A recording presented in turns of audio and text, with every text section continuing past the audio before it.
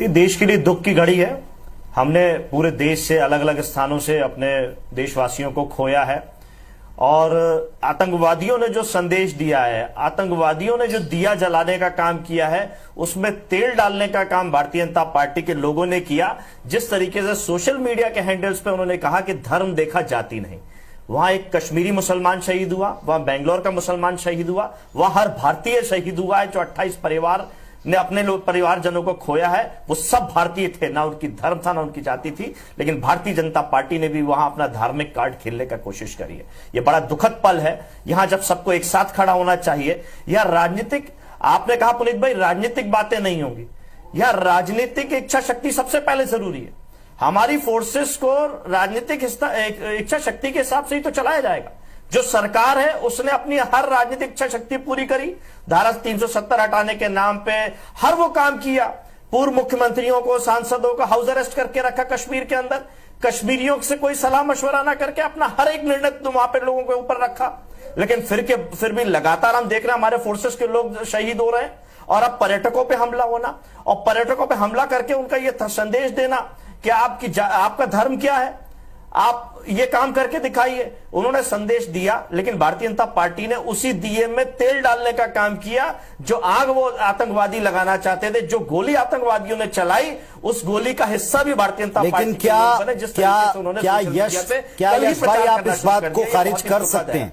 क्या यश भाई आप इस बात को खारिज कर सकते हैं? क्या समाजवादी पार्टी इस बात को खारिज कर सकती है कि वहां लोगों के साथ जो बर्ताव हुआ, मैं दोहराना नहीं चाहता था, पर आपने कहा है कि लोगों का नाम पूछा, मजहब पूछा, पहचाना, कलमे पढ़वाए, कुछ के कपड़े उतरवाए, क्या इस बात को कोई झुठला सकता है? पुनीत भाई,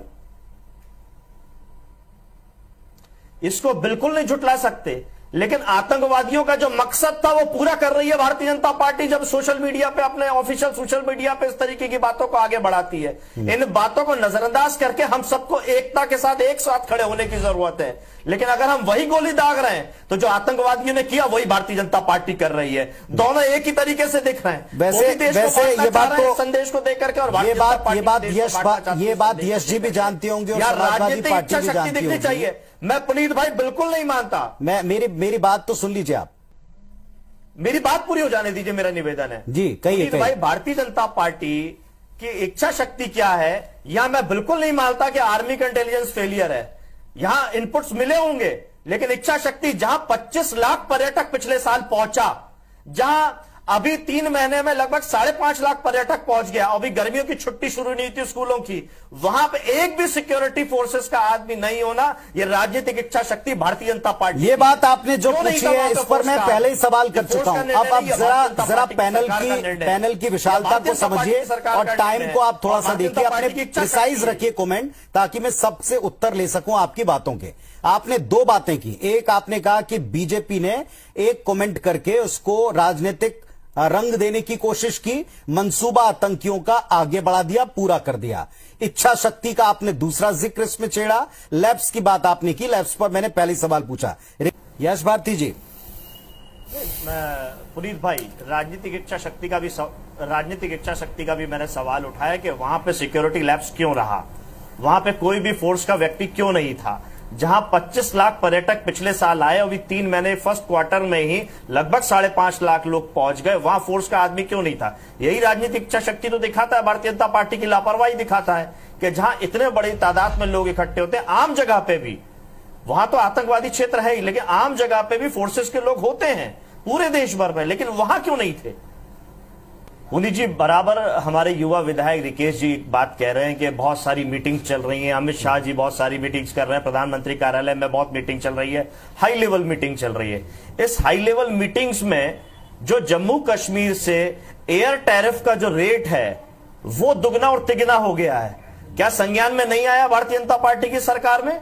ये आपदा में अवसर खोजने वाले लोग, जो आपदा में व्यापार करने वाले लोग हैं, उन पे कौन नियंत्रण रखेगा? कौन नियंत्रण रखेगा?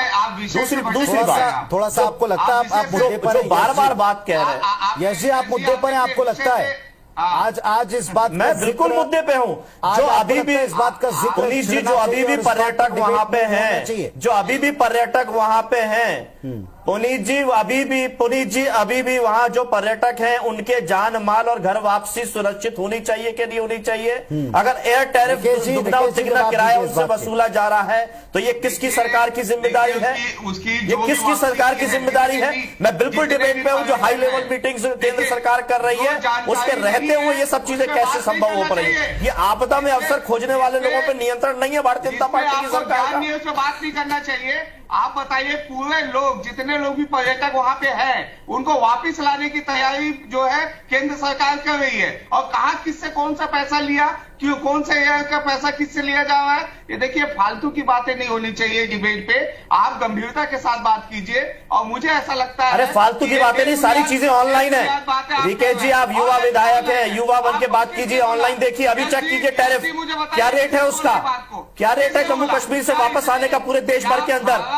ये आपदा में अवसर किसने खोजा? आपके उड्डयन मंत्रालय क्या कर रहा था? आपका नियंत्रण खो चुका है उससे। और आप कह रहे हैं कि मैं डिबेट के टॉपिक से अलग हटके हूं। बहुत सारे लोग अभी भी होटलों के अंदर है। आपके छत्तीसगढ़ के 60 लोगों का एक दल, 60 लोगों का दल वहां अभी एक कमरे के अंदर बंद है, होटल के अंदर बंद है। आप सुरक्षित माहौल देने के नाम पे लोग बात कीजिए और यस भारती, और आप कह रहे हैं डिबेट का टॉपिक दूसरी तरफ चला गया। यस भारती जी, लोगों की घर वापसी सुरक्षित नहीं होनी चाहिए? एक मिनट, यस भारती जी, पुलिसकर्मी को नहीं रख आप पाते, दोनों जरा थोड़ा सा जरा एक विषय पर आइए।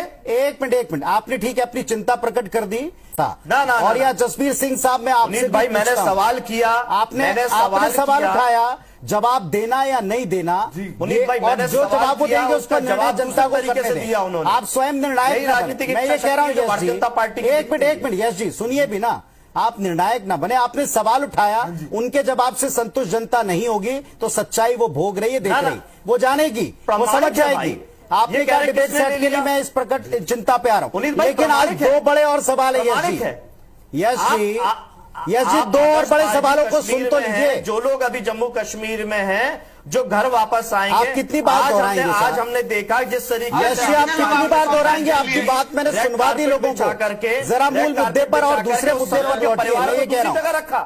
ठीक है, परिवारजनों ने खोया, जी कहिए आप। आवाजें आ रही पीछे से ऑडियो विजुअल की, बेटा अपने बाप पिता को पापा कह करके बुला रहा है। आदर्श जी, आपने अपनी बात आपदा में कोई अवसर ढूंढा जा रहा है, आप बताइए जरा रियलिटी। कि एयर फेयर जो है बहुत ज्यादा बढ़ गया है, इसमें कोई शक नहीं है। लेकिन जम्मू कश्मीर एक नहीं, दो आपदा एक साथ झेल रही है। एक तो कुदरती आपदा रामबन में जो हुई है, वहां बहुत तबाही मची है। दूसरी ये, मैं आपको ये बता दूं, ये ठीक है एयर फेयर बढ़ा है, जम्मू का 30,000 था, अब 3,000।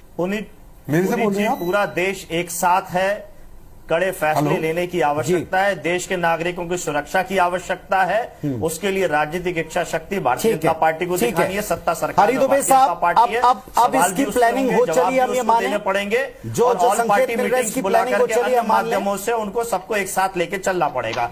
या हिंदू मुसलमान करने की आवश्यकता नहीं है, क्योंकि कई कश्मीरी मुसलमान की भी हत्या हुई है, एक बेंगलोर के मुसलमान परिवार की भी हत्या हुई है। तो यहाँ हिंदू मुसलमान नहीं, भारतीयों की चिंता करने की आवश्यकता है।